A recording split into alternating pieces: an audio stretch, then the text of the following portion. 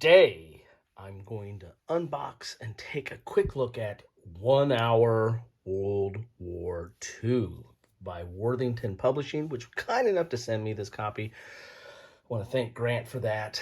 And this intrigues me. I like strategic level games. I've covered a whole slew of strategic level World War I games. I've covered Napoleonic strategic level games. And I'm getting ready to do a World War II strategic level games. I want to kind of get my notes together, and I'm kind of glad I waited because now I can add this to that analysis. It's a game designed by Clint Warren Davey, and 1 Hour World War II. Does it live up to its name? Well, spoiler alert, my understanding is that it probably takes longer than an hour. Should we report them to the FTC? I don't know. Anyway, 1 Hour World War II. You see an example of the map here. You see the cards here. I imagine when we get inside here, you're going to see good quality components. That is a hallmark of Worthington Publishing. Very good quality components, counters, cards, usually thick board cards and the like, or thick, player displays, which I think what these are. It says right here, this is a quick play strategic level game covering World War II from 1940 to 1945 for 2 to 5 players. I generally like their solitaire games, but understand, it is a game, so maybe it takes 2 to tango. So 2 to 5 players. Players command nations divided into Allied and Axis sides. Each turn represents a year during which every nation will conduct action and response based on the options on the various nation sheets. That's these things over here, including those of the enemy.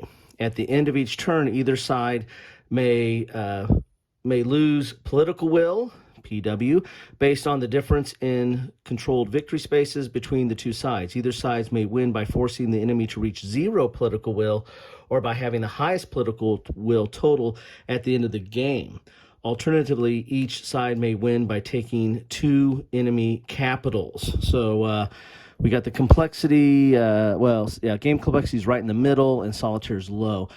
One of the reasons why this has low solitaire and why it really needs to be played by multiple people, up to 5 here, is this whole response system. I mean, you have limited actions that you can do, and those actions might be even more limited on your turn because you might want to hold some actions back in order to do a response, because for every action there's a reaction, and so there's a response on the cards, a response that you can do to the action that your enemy is taking, and vice versa. So there's really a lot of gamesmanship in this game, and this whole response system is really kind of the unique mechanic that's added to this game, and really makes it interesting, at least in my regard.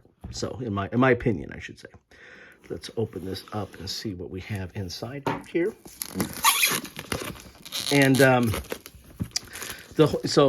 in order to be able to play the responses, then you really do need to have a human opponent, making those choices, because that is really where this game shines.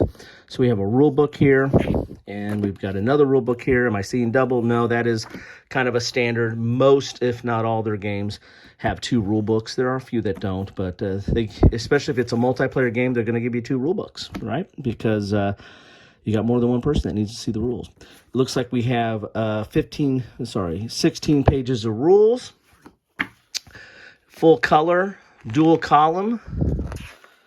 As you can see here what's going on. I don't think this game is overly complex. They put it in the middle. I think the actions and the play is relatively straightforward. It looks like a little bit of a Twilight struggle type board of sorts, but it might have some boxes that you kind of do some of the same thing, but it doesn't play that way. This whole action reaction or action response is the whole key. Here's displaying your nation sheets, your different nations. Here's your nation setup. for each of the different countries. I like the or nations, I should say. I like the color. I like how that jumps out at you in very clear. The font's good size for at least my poor eyes. You got some examples in here as well. Here's battles, stacking, control, and supply lines. It is a strategic level game, and then victory on page 11. And then you got 11, on starting on page 11 is optional rules. So really only 11 pages, and then designer notes on page 13. So really only 11 pages of rules. Let's look at the cards here. Yes, good thick cards. These are the nation player boards here. And so your actions for like Japan is build. And depending on what level you are, it tells you what you can build. And so you're going to move this up and down. Offensive, and you have Air Force and Naval Aviation that can modify that. And then you have strategic move and upgrade, right? And this is where you put your reserves and your spend. And then over here is your responses. So you can respond to a U.S. strategic bombing or submarine warfare or Chinese nationalists, Chinese communists, and carrier strikes and the like. And it's very asymmetrical. So the responses for Japan, the actions and responses for Japan are going to look a little different. Now, the actions might look somewhat the same, but the responses look different for the Germans, as you can see here. And then the U.S. are even more different, right? So very interesting here. Here's Soviet Union. And of course they have, I didn't show that. They have different art or images on the back.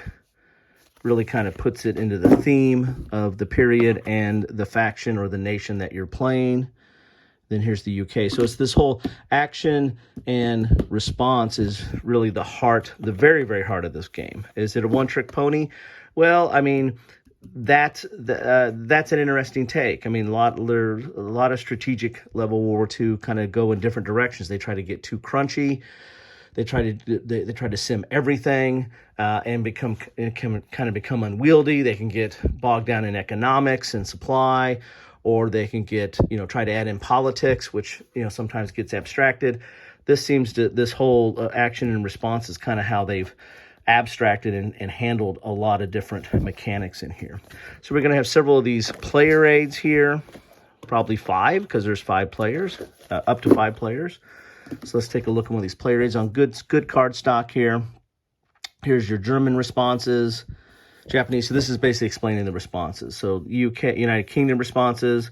So when a German builds, they can do strategic bombing or code breaking. So these are the different. These are the Soviet responses to these different actions.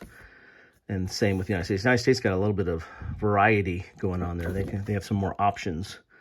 The Germans have quite a few options as well as far as responses. They got your battle procedure there, and you got your turn sequence here. So a nice player aid. Again, since the heart of the system is responses, they're really spending some time to explain that. Here's your counter set. Not a lot of counters. Good thick counters, pre-rounded, double-sided, ready to pop out and get on the board. Those are, oh, look at that. The Germans and the British really want to go at it right there. They're already jumping off the counter sheet. But there you see very clear, crisp colors. And not a lot of counters. You got a lot of blanks in here as well. So not a huge number of counters because, it's strategic. And so you're just representing a very high level number of troops on the board. We'll look at the board here in a second. You have a counter tray in here, which, you know what? But there's not that many counters. So this is going to be somewhat sparse. And you got some cubes and a dice or 2 dice. You got a green and a black. 6 sirs there. Let's look at the board. So, I mean, it has, that's a lofty aspiration to try to get all of World War II, or at least, yeah, it's all of World War II because you got both the European and the Pacific theater. In 1 hour is like almost impossible.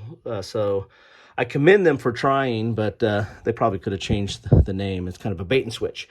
But, given how they've streamlined it and really focused on this one mechanic of action and response, or as the primary mechanic, I can see how once you know how to play this game and once you kind of are familiar with the responses, you know, it probably could get close to an hour. I mean, analysis paralysis will always eat up time, no matter how much you want to block it out. And there's some tough decisions in here. So here's your political will. This is going to determine how you win the game. If you get somebody down to 0, they're out. Here's turn order. Here's the turns from 40 to 45. Here's the map key. You got water connections, land connections, restricted connections. It's strategic, and so it's very, very high level of what we're talking about. And these holding boxes are where you're going to put your strength units on the board. So nice mounted board. Doesn't take up a lot of space. Not a lot of counters. So again, you know, we're getting into this streamlined effect of World War II with this primary mechanic of action response. The big question is, can you play in under an hour?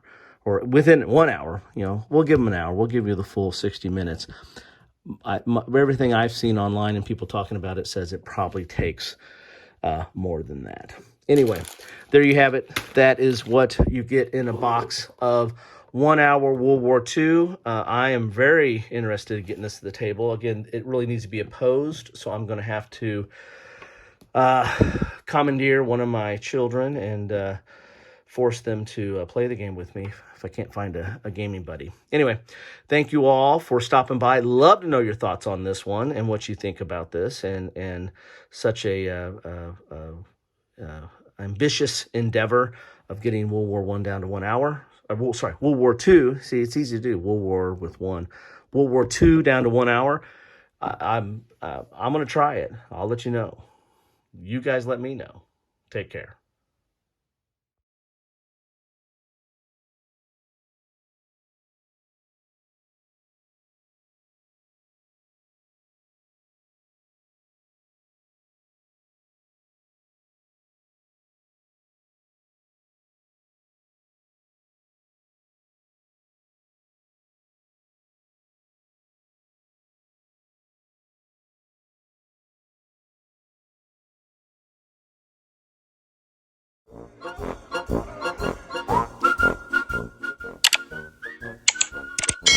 Thanks for watching.